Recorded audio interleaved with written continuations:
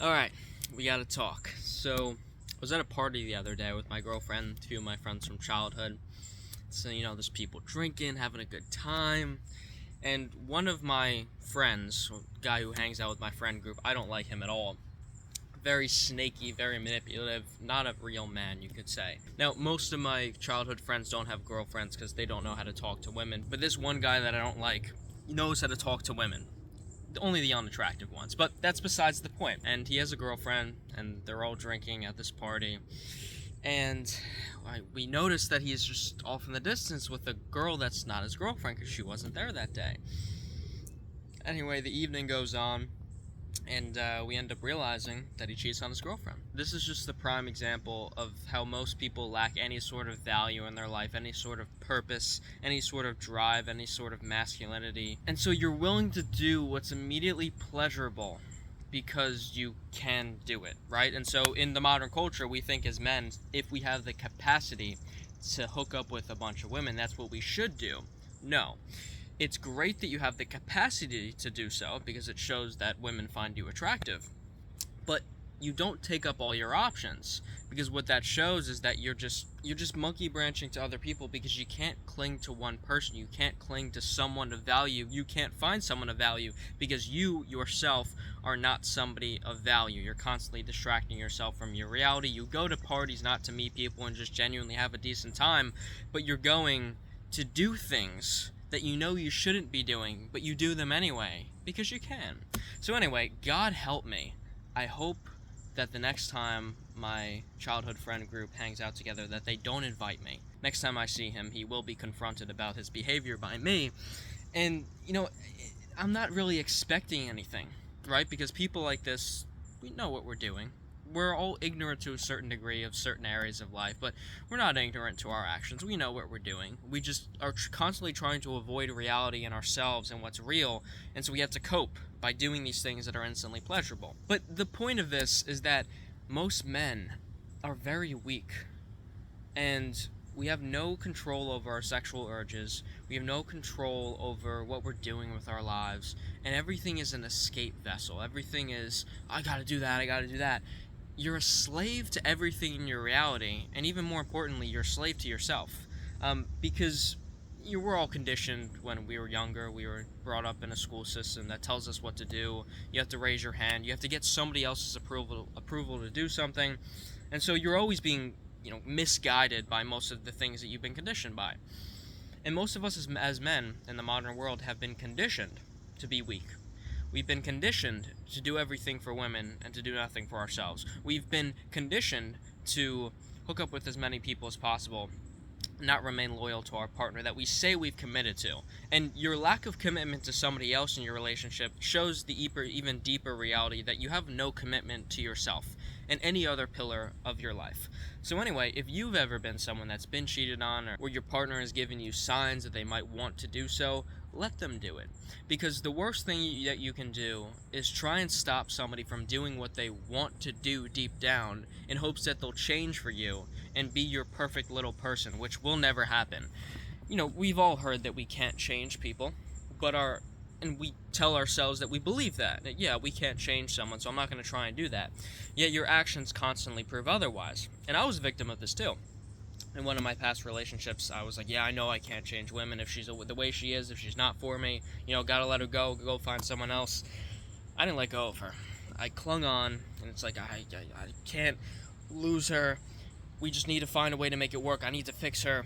And you get into this mentality where you end up breaking yourself. And at the end of the relationship, well, not that you even really had a real relationship to begin with, you tried to help somebody, so you sacrificed yourself to do so. And they never changed.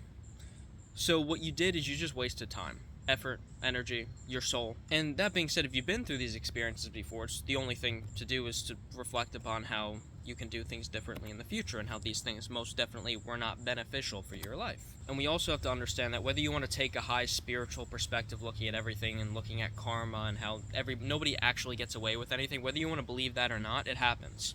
And so when you're trying to get back at somebody or you're so angry at them, of course, if something negative like this happens to you, you're going to be incredibly angry, frustrated, upset, so on and so forth. It's going to be a normal experience for you to go through. But there's gratitude on the end of that train because what, you were just gonna, if someone was gonna do something like that to you now, it would have, if it didn't, or if they wanted to do it now and you somehow convinced them to not do it, or they just didn't have that opportunity and then they chose not to, but you kind of saw that they were thinking about it. You just think nothing of it. You let it go. Oh, it was just a mistake of theirs. 5 years down the line, it's gonna happen, and it's probably gonna be worse. Maybe it's 10 years down the line. Maybe it's 20 years after you're married and you have kids. This is a very common occurrence. I mean, we can't keep walking around reality like these things are just fairy tales and they just happen in movies. This is happening in people's lives every single day. And a lot of the clients that I work with, divorce rates are staggering, relationships failing are through the roof. And it's because we have no connection to ourselves and people have no connection to themselves. So, look, dating becomes a lot easier when you understand what you want. And I'm not talking about she needs to be this weight, he needs to be this height. Now, if those are quote-unquote standards that you want to have in certain regards, that's most definitely can be effective and worthwhile. But if that's at the top of the list and you don't care about honesty, truth, and growth in your relationship, you're in for a very horrific experience, because even if they meet that height requirement of yours, even if they meet that weight requirement, even if physically they are attractive, even if physically they sexually stimulate you, your mind needs to be stimulated, your soul needs to be stimulated, your emotional body needs to be stimulated. There's many needs that you have as a human being, but you have to fundamentally understand what they are before you even have the capacity to get into a romantic relationship with someone and to have those needs be fulfilled by them in combination with you. Because that's what it is. Everything we feel stems from internally, right? The love you feel, it can be triggered by somebody else and it's brought out of you from that, but all of these things are already present within us. Somebody else just helps guide that. They help us grow and they help us create the best version of ourselves, and we can ultimately help create a beautiful life together. But you need to desire to do that, and you need to know why you're doing it, and that it's going to be exceptionally challenging. Because let's face the reality of every single situation about human beings. No matter how much of a committed, beautiful, flourishing relationship you're in, there's always going to be somebody else that walks down the street, and you're going to have a thought that pops into your mind of, oh, they're pretty attractive. Maybe even have a thought of like, ooh, something like sexually, I feel something. Right? Now, we of course oftentimes paint this as something bad, as something evil. The only evil part is acting on it. Now, it's not even evil, it's just us being a slave to ourselves, and of course it will destroy the relationship. But the point is that these things will automatically be in existence, and there needs to be an integration process of understanding that this is in existence. That way you can help your partner hold you accountable, and you hold yourself accountable, and you have higher ideals, values, and standards for yourself and your partner that you guys both live by and commit to every single day, which is you guys committing to each other in a better life to get yourself to where you want to go. But if there's the thought of cheating in your mind, and you've done it before, or it doesn't really seem like that much of a big deal to you, it's a big problem, because it means that if you don't ever integrate that, if you don't ever switch your perspective and your behavior on that, and the way that you view the world and yourself, you will never be satisfied in a relationship. Because the reason as to why you always constantly feel like you need somebody else is because there's something wrong with the relationship you're in. They're probably not meeting your needs, and you probably don't even know what your needs are, or you do and you're deeply insecure about that those are your needs, so you constantly outsource things. I'll give you an example. Some people are afraid of being clingy in a relationship, especially men. It's like, oh, I don't want to spend too much time with her, I gotta wait a few hours to text her back because that's gonna make her give me more attention and make her more attracted to me, and so on and so forth. It's gonna make her miss me more. And so there's all these tactics which look in part on insecure women and insecure men. If you're using these tactics, they work. Yeah, they do. But do they ever grant you something fulfilling? I mean, you can look at your own track record of experiences for that. It doesn't. Maybe you get to sleep with someone, maybe you get to have a short dating experience with them, but it's never something long-term. It's never something beautiful, because your standards and values for yourself are nothing beautiful. They're absolutely malicious, manipulative, and that's your commitment. Your commitment is to you manipulating people. Now, of course, this is largely speaking an unconscious process. You're not actively saying, I love manipulating people, but your actions, you like manipulating people. Because you get something that you want, you get what you think you want, because you don't feel like you can get what you actually feel like or desire for yourself. You feel like you don't deserve actual love, so you'll settle for less. So anyway, back to what I was saying about being clingy. I had a lot of these insecurities come up within me, and some of them popped up at the beginning of my relationship with my partner. And the integration process of this was understanding that I have these feelings and opening myself up to the potentials of being hurt by expressing these parts of myself. For example, there's certain needs that you have as human beings, whether you're a man or a woman, it doesn't matter. You can hide behind, I'm a masculine man, and never feel like you can let your guard down with your woman, but that's just showing how much you don't trust yourself, you don't trust her, the relationship, the integrity, the values that you guys both hold. But look, if you know they don't have, your partner doesn't have any values, I mean, you're just wasting your time. So one of those things is being very clingy, right? It's like I want to be around them all the time. For example, I want to be around my girlfriend all the time, and she wants to be around me all the time. Now, in my past relationships, I had this inclination to, when my partner is around me all the time and tries to make plans with me, I would try and play this like, yeah, I'm kind of busy though. And even when we were together, it's like I'm always at like some sort of emotional distance because like I can't get too close to her. I can't show her that I'm like that much in love with her. I mean, the reality of the situation was I really wasn't that much in love with them. In fact, maybe not even at all, even though I potentially could have convinced myself I was. But when you fully open yourself up to the potentials of a beautiful reality for yourself and a beautiful relationship, you can allow these parts of yourself to exist and verbally and physically communicate them. So, for example, I love when I can simply just take 30 minutes, I stop working, my girlfriend gives me back scratches, and it's just like I'm like a little kid again. I'm a child. And some men will be, oh yeah, I can't do that. She's gonna see that I'm weak. I've had this fear for my entire life. And so anyway, I made a commitment after my last relationship to be so open with my new partner, or my next partner, because I didn't know I would have one this soon after that. I usually take about a year and a half after a relationship ends to just, I'm going to be by myself and work on myself, and I decided not to do that after my last relationship ended. I actually got myself out in the dating world, and it's done me great wonders. I've found the girl I plan on spending the rest of my life with. So anyway, I think within like date 3 or 4, we were just laying down together, and I said something along the lines of, I love when someone is wrapped around me like a koala. So the fact that we could both recognize that we have this desire to be clingy, to be with each other all the time, and to both accept this part of each other is the most beautiful process, right? Because if you're playing the power games, if you have toxic manipulative behaviors, when someone shows that to you, you're going to use that to your advantage. And vice versa. If you have these ideal values for yourself and the person you're interacting with in the dating sense doesn't, they're going to try and use that against you. Now, the most important thing is to understand that they're using this against you and not trying to tell them that they can't use it against you. You acknowledge what they're doing, you confront them about it, see if they realize their mistake and their behavior changes. If so, like, the relationship can potentially flourish because, we all have parts of ourselves and incongruencies and, past negative experiences that have caused us to look at the world a certain way or to use protective mechanisms in our behavior that end up being manipulative. And if you can show somebody that that's not the right thing to do and they actually desire to change and grow and reach for the ideal with you, then things can be absolutely exceptional and they can actually learn from their behavior. But if you confront them on the behavior, they don't see what's wrong with it and they just try and play it off and then they continue doing it. You don't try and change them. You allow them to be who they are. You explain to them why you're leaving and you commit to leaving.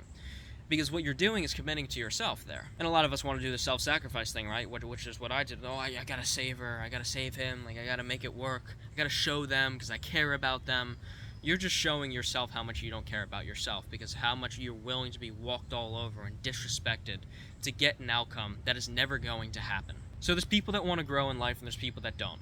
You need to become the person that desires to grow all the time and puts in the time, effort, and energy to do so on your own time and in your relationship together. And the communication of this, obviously, is in the physicality and in just physically communicating things with people, of showing that you desire them sexually, flirting, kind of playing these, because there's games in this. Like, flirting is a game. But it's a beautiful one, because it's a dance that you see someone can reciprocate with you. And then there's parts of that which can be manipulative, of course, where you're trying to play a game to get a certain outcome, and it's just that outcome, whether it's like sleeping with someone or getting a certain experience, and then it's like, okay, that's all I have plans for, done. And you find that as you indulge in that more, it becomes less and less fulfilling, as I've experienced. But the whole core of this is we need to level up as individuals. We need to level up as men. And in doing this, dating becomes so much easier. Because when you connect to your own values, it becomes absolutely clear when somebody doesn't share those values with you. You notice them absolutely instantaneously. The problem is, you're not aware of yourself. You refuse to be aware of yourself and your own incongruencies, insufficiencies, insecurities. So you constantly attract people who are exactly like you, and then get mad at them for being insecure and projecting those things onto you and being manipulative when you're the exact same person. And what this relationship is trying to show you, what the universe and God is trying to show you, is that this is happening all because of you and your internal state of the way that you view the world and yourself. And when you come to that conclusion and realize that, life becomes so much easier, becomes so much more beautiful, because, oh, that girl's not right for me, cool, on to the next. No problem at all. No blaming, no, oh, she's this way, she's a whore. No, just accept her as she is, and allow her to live her life in the way that she desires to, in the way that he desires to. And then you will live yours in a way that is a lot more fulfilling, if you choose to do that. You could just keep doing what everyone else does, but I promise you there's no contentment there. Because if we take the original example of this guy that cheated on his girlfriend, I've known this guy for a while, very insecure, almost zero self-worth, always kissing up to people, no values of his own, no deep critical thinking, always trying to fit in, hides behind certain knowledge that he does have, and tries to put himself on a pedestal. Very unconfrontational, but tries to show his anger in a way that can trigger somebody, but that he doesn't have to go forward with the confrontation. So anyway, this is just the engulfment of a man who is incredibly weak. And I'm not sitting here and just judging him and saying, oh my god, he's such a horrible person. He's only a victim of his circumstances. He's only a victim of himself. So he's going to live his life the way that he wants to. Now, this isn't the way that he wants to live his life. It's the way that he feels he needs to. Because he doesn't know... This is the interesting thing, right? Is we don't know what else to do. Right? The reason that we're manipulative in our dating experiences, the reason that we're manipulating ourselves and we're not honest with ourselves and we reach no values, we have no standards for ourselves, is because we don't know where to go. We don't know where to turn. We don't have the knowledge. We don't have the practicalities. So we just resort to what everyone else is doing, and we resort to what we know is comfortable and can get you some sort of pleasure. Because if you're depressed all the time, if you're anxious, pleasure is your only escape. The drugs, the alcohol, the sex, it's the only thing that can make you feel something. It doesn't make you feel fulfilled. No, nowhere near that. But I mean, hey, if you can feel something, better than feeling nothing, right? And so we think. Now, the answers are oftentimes in front of us. The answers are already within. The answers are, reach towards being honest in your own life. Reach towards the ideal. Reach towards being the best version of yourself. That's the only way to get into a relationship, because if you don't do that and you get into a relationship, you'll project all of your insecurities onto someone. You won't have the capacity to face them. They probably won't either, because that's why they're taking all the insecurities that you constantly keep flooding them with, and you guys can't interact with them together. And your relationships fail 100% of the time. You have no foundational basis for why you're actually doing what you're doing. And the reason as to why you're in a relationship is to just get some attention, to have some sexual experiences, to convince yourself that you're worth something, to convince yourself that somebody cares about you. That's why you settle for people, because it doesn't matter who you have, as long as you have someone, because everyone else has someone, right? So I just need to get someone. First person who gives me attention, yep, dating experience, yep, relationship, yep, let's be together. Let's be together long term. Let's pretend we care about each other. Let's pretend we love each other. Love is a very, very deep act. It's a feeling in combination with that. We only talk about love in the capacity of how we feel about someone. And that's what we hide behind, is we can tell somebody, because someone can cheat on you, or you can cheat on someone, and say, oh, no, I still love you. Now, there are intricacies to this. Men cheat to stay, and women cheat to leave. Now, essentially, breaking this down biologically speaking, a lot of people get triggered by this, and in no shape or form or capacity am I ever advising a guy to do this, because I haven't done it myself and don't ever plan on doing so. But research shows that more times than not, look, if cheating happens in a relationship, something is obviously seriously wrong. But it's more easily recoverable if a man does it, because oftentimes when men are cheating, they're even confused on why they're doing it in the first place. Oftentimes their woman is being manipulative, she's yelling at him, she's doing things that he doesn't like, or his sexual needs aren't being met. She's nagging all the time, and he just feels like his biology, he needs to go somewhere else to just feel some sort of peace and companionship. And so he actually does this not knowing why, and he actually still genuinely wants his girl. But he just feels like he needs his needs outsourced. And so he does. And then he's confused and he feels bad about himself. Sometimes. Of course, there's many men in the world who don't give a flying fuck about their women. And they do these things. But more times than not for women, they're cheating because they're already checked out of the relationship. Her needs aren't being met. Her emotional roller coaster and love that she feels like she's been experiencing, or desire for him, has gone out the window 2 months ago. That's why she has the capacity to be with someone else. And so that's also the really cool thing to recognize, is that especially as a man, you genuinely, now you might have insecurities that come up that make you feel something even though logically it doesn't match reality, which is things I've very much experienced extensively. But the reality of the situation is your woman will only cheat on you if she doesn't feel the way about you that she used to, and if you don't stimulate her in all the different capacities, and if you guys aren't communicating about how you're feeling constantly and being completely open and honest about that, and you're not confronting each other when there's an incongruency or they do something that you don't like, and then you have resentment that builds up because you waited 5 days or 5 months to have the argument about something, right? And so you really don't ever have to worry about cheating in a relationship unless there's something that's not real. There's dishonesty there. You're just not paying attention to it. So I talked to a lot of people like, oh, they just cheated out of nowhere and things were going so well. You were deluding yourself. Things don't crumble that much overnight in a fulfilling relationship. They absolutely don't. I, for most of my life, questioned if I was going to find somebody that was right for you. For me, because I'm always trying to learn, expand, and grow.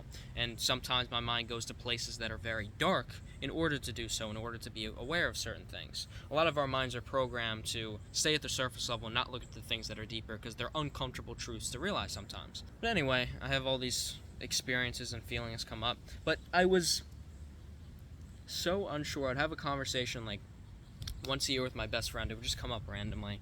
You know, we'd have our dating experiences throughout the year. Maybe we had a relationship or two that didn't work out, and we'd just be like, he's a very deep thinker too, and we would just be like, are we ever gonna find the one for us? And of course we're like, oh, we're young, like, you know, we got to give it time, so on and so forth. And what I've realized is relationships, like in all my past relationships, they all came to me. It was as a result of some girl, of someone I was friends with, or someone knew me in some capacity, and like they had a crush on me, or they initiated something, or they came up to me, and I always let women come to me. And then I actually, after that, the last relationship I was in ended, I decided to actually take more of the fire within me and my desire for a fulfilling relationship and actually take action on that. So I went up to this girl who's actually ended up being 11 years older than me, went on a date with her. It was a great date, great experience. She was very spiritually in tune with herself, but there were also a lot of other incongruencies within her. It's like, okay, obviously she's that much older than me, and for other reasons this isn't going to work. So anyway, that goes to the wayside. And then I actually went on a date because I approached her, and she was working at like somewhere that I got lunch at with a few of my friends when I was on vacation. And then my now girlfriend I met when I went up to her at a coffee shop. And what I've realized is like there's so many opportunities to meet people, and we're all complaining, right, of like, I can't find anyone good in today's world, and the only people you're going up to are people in the night. When you're at a club, you're at a party, you're in the nightlife scene, and you're going up to people, because here's the thing. Your dream girl, she could be there, right? It's like there's still women that are in those scenes that are good women. Very few, but there's a few of them there. But where are you more likely to find the good woman? At the library, at the coffee shop, at wherever, right? In everyday waking life. But of course, you don't have the confidence to go up to her, right? Because you got to be intoxicated or high to, feel the confidence to be able to go up to someone. So the most important thing is to develop these aspects of yourself to be able to approach people during the day, and that's how you get what you want. And I mean, look, I'm so happy. I'm so fulfilled by the relationship with my partner now. But if I wasn't in a relationship, I would probably still be going up to women in the daytime. And it's like, dude, it's a fun experience. because you're getting out of your comfort zone. You're doing something that you're anxious about, but you're being courageous and doing it anyway. What does that do to your soul? You're taking a desire and you're taking action to go towards that desire, when most of the time we all have desires, right? But we are just like, oh, I can't do it now. I gotta wait. Oh, in 5 years. I'll wait to go up to her. I'll wait for the right time. And it's like, you're at the gym maybe. And it's like, we have all this BS, how to approach a woman at the gym. Just look at her a few times, see if she gives you some warm eye contact. Then go to the same gym at the same time the next day and kind of get a feel for her routine and yours, so you get to the gym at the same time, and then like you can say hi to her, but don't show her that you're actually interested in her, and then next time then you can have a deeper conversation and then ask her for a number. Just go up to her and ask her for her number, right? It's like, and think about how like manipulative and how sleazy and how weird and stalky that is. Like, oh, see, like just go up to her next time you're at the gym. You may never see her ever again. Maybe she moves to a different gym. Maybe she doesn't like this gym anymore. Maybe she changes up her routine and you never see her again. You see her barely often. It's like, take the opportunities that are right in front of your face, or you could not. But you can't blame the world for you not getting what you want in your life, for not taking the action that's required. And I'm not telling you that this is going to be an easy process. I'm not saying that it's not going to be challenging at all. Oh my God, it's going to be challenging, but that's the fun part of it. And that's what makes you a man. Right, to be able to have these experiences and genuinely have the desires, integrate it, connect to them, and take the actions, no matter what the consequences are. If a girl laughs in your face, if she thinks you're stupid, I've gone up to plenty of women where I've gotten their number, I give them my number, I text them, never hear back from them, give them my number, never hear back from them. I've gone up to women in which I go up to them, I simply just ask her for what her name is, and she's just like giggling, or she's acting like a 15, 16-year-old girl, and it's like, okay, I remember this one time I went up to a girl on the beach, and this happened, and she was just like not really looking at me, and I'm like, you want me to leave? And she's like, yes please. I'm like, alright, and then I left. And so there's also, this was going back a long time, I'm like talking like 5 years ago. I went up to like this group of like 10 girls in the mall, and just like went up to one of the girls, and just immediately I could tell that she wasn't really engaging with the conversation. She was like half walking away, her feet were pointed away from me. Like, reading body language is very important. And like, just acknowledge reality. So anyway, she's doing this. So I just look at her and I say, clearly you don't want to talk to me. Enjoy the rest of your day. And then I walked away. Or it's like, don't be afraid to have these experiences, to be able to experience rejection, and not have it be a hit on your self-worth and a hit on you not being able to go up to the next girl because, oh my God, like it just never works out for me and nobody likes me and I'm just unattractive. There's always, like, it doesn't matter who you are. There's gonna be people that find you attractive, physically, mentally, intellectually, emotionally, and there's gonna be people that don't. And right, there's no need in trying to get somebody to jump. Like, a lot of guys were trying to jump through hoops. Like, she needs to do this for me, or I need to go and buy her flowers, and I need to get her to like me. It's not how it should work. You have an interaction. If she likes you, awesome. If she doesn't like you, move on. Don't try and get her to like you, because that means, like, there needs to be a primal, in relationships, there needs to be a primal desire for each other. This is in, like, you need to have a soul-to-soul connection, and you need to have very strong sexual desire for each other too. Like, you just need to have this primal gravitation towards this person, and there's nothing in reality that separates you from each other. Like, you always find your way back to each other. Yeah, like the example I gave before. Of course, we'll all find other people attractive, but like, you see that person walking. I'll give you an example. I was at, this is probably going back like a month and a half ago. I got Chipotle. There weren't that many people in there. There were 2 girls checking me out. I mean, checking me out in like the actual, checking out the food that I was doing, not like checking me out. But anyway, one of the girls like kept making it a point to like initiate more conversation with me that was working there, and for a second I thought to myself like, oh, if I was single, I probably would have asked her for a number. And then about 15 seconds later, I was walking outside. I look up at the sky, and I have this such a genuine, beautiful moment where I just thought to myself, I'm so grateful for my girlfriend. I love her so much, right? Because we're just so in tune with each other. It's like, okay, I had this. Oh, look, somebody else. oh look, if I was single, would have taken up the opportunity, but no genuine interest to do so, because I'm so fulfilled in my relationship. And that's how you know you got something good. And look, I mean, the whole I don't have eyes for anybody else of like yeah, I don't have eyes for anybody else in terms of ever trying to get to know anybody else. Do I have eyes for other women in terms of I find someone attractive? Absolutely. It's only biology, and people could paint you, or you could paint yourself and shame yourself for that, right? Of, I'm the bad guy because I'm experiencing this and because I find someone else attractive. This is simply your biology. You don't control this. Just like you didn't control the incredible desire you have for your partner, the incredible soul-to-soul connection you have. It just happened. It was just flourishing. And obviously you have to nourish that with your actions as well. But we have to acknowledge reality. Don't disengage with the dark side of your human nature, which is that there's always going to be some tiny capacity of you that could desire somebody sexually that's not your partner. But there should be no overarching thinking about it all the time. Obviously, there's a problem there if that's an occurrence. But we need to acknowledge reality, and we also need to acknowledge that we have the power to create everything in this reality. The only way to be in a flourishing relationship with your romantic partner or your future relationship partner or the relationship with yourself is by connecting to higher values, higher ideals, genuinely making a difference in your reality, taking upon all the opportunities that you have. And if you don't do that, you'll be staying in the exact same place over the next few years. But I promise you, if you start taking the actions and really integrate all these things, life gets so good so fast.